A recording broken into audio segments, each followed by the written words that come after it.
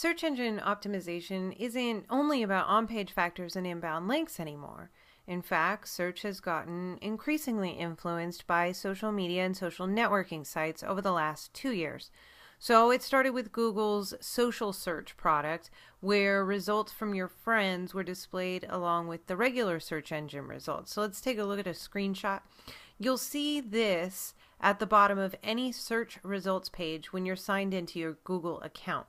So it's displaying results from your social circle of friends, contacts, people that you follow on Twitter, and then friends of those people as well. So it's friends of friends. And it's showing results for the key phrase that you entered. In this case, it was marketing. This product, Social Search, rolled out in October 2009, and it was the beginning indicator that social profiles from sites like Twitter may begin to play a bigger hand in the search engine results pages as time went on.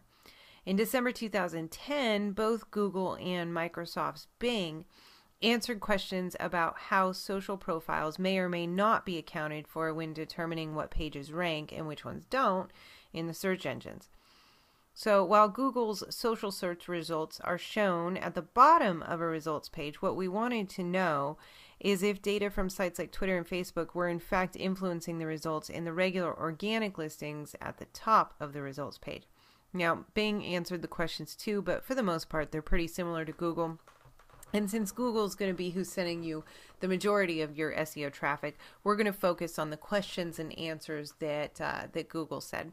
So first question was, if an article is retweeted or referenced much in Twitter, do you count that as a signal outside of finding any non-followed links that may naturally result from it? And Google says, yes, we do use it as a signal. It's used as a signal in our organic and our news rankings.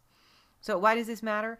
If an article that you've written gets a lot of retweets, Google does notice that, and it uses it as a positive signal in Google's organic results. That means that your page could potentially rank higher than it would have without all those retweets. And again, this is aside from the links themselves that are being produced and the potential link juice that you might be getting from a link being retweeted from one place to another, one person to another. That link juice may carry its own weight, but what Google's looking at here is the actual social signal of people sharing this content with each other. So it's rare that a poorly produced piece of content gets a whole bunch of retweets, so it's going to be in your best interest to have quality content that encourages your site visitors to then share that content via social channels. Now, this isn't just because of the natural click-throughs that you could get when people are sharing stuff back and forth on Twitter, but also because of these potential SEO benefits. Google will notice your site being shared, and it will include that as a positive signal when it's considering where your site should be ranked for its key phrase. So the next question was, do you try to calculate the authority of someone who tweets that might be assigned to their Twitter page? Do you try to know, if you will, who that person is? Are they an important person, basically? And Google says, yes, we do compute and use author quality. We don't know who anyone is in real life. So while Google might not know the home phone number of the Twitter heavy hitters, they do attempt to determine the quality of an author's tweets, and then they do use that data in their algorithms. So we, as content producers, know that not only does it matter that our content be good enough to encourage people to tweet it out, but now we also know that some Twitter users have more authority than others. Again, it's in our best interest to produce quality content that encourages people, including those heavy hitter type users within our niche, to share it with their friends. Now, I want to point out to you the way that Google phrased this. They called it author quality.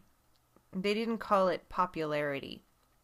So just because a Twitter account has 20,000 followers does not necessarily mean that Google would consider that a quality account. And by the reverse logic, just because an account perhaps only has 100 followers, that may not necessarily mean that it is a low author quality type of account. So keep that in mind. Next question was, do you calculate whether a link should carry more weight depending on the person who tweets it? And Google says yes, we do use this as a signal, especially in the top link section of Google real-time search.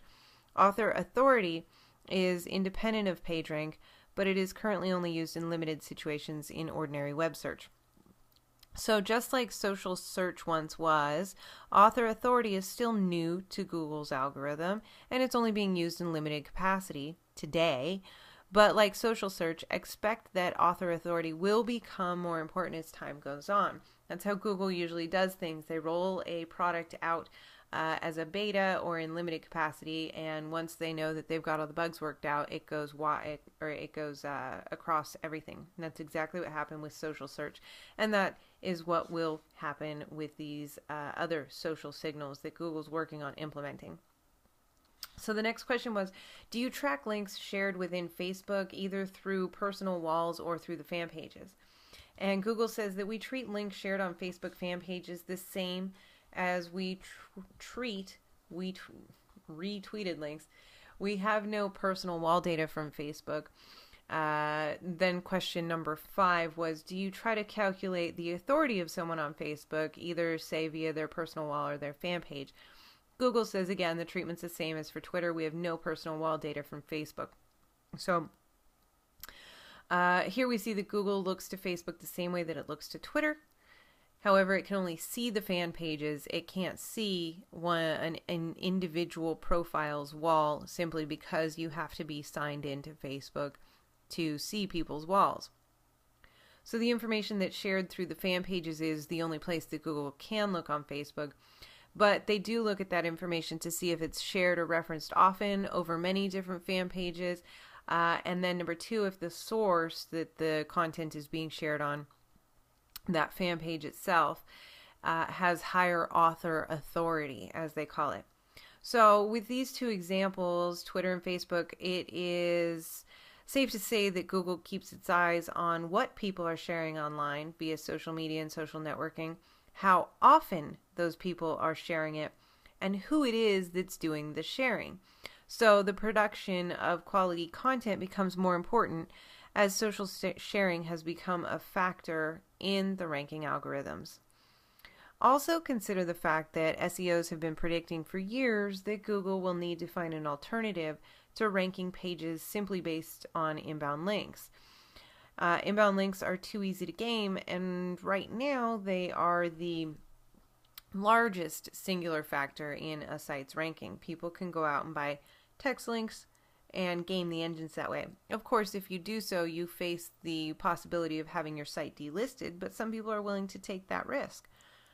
Now, social signals are quite a bit more difficult to manipulate, particularly with Google understanding and applying the idea of author authority, as they are currently already doing. So by that I mean that yes, you could certainly go out and create 100, even 1,000 Twitter accounts and have those Twitter accounts send out a link to your homepage and hope that that sends Google a social signal that your site is in fact important and popular. However, because Google understands the concept of author authority and has begun applying it in limited situations and will begin applying it in more situations as time goes on, Google will understand that those particular social profiles that you have created are not necessarily quality profiles or do not have the authority of some of the other profiles within your niche, and therefore you will not get as much credit for those links that you're sending out.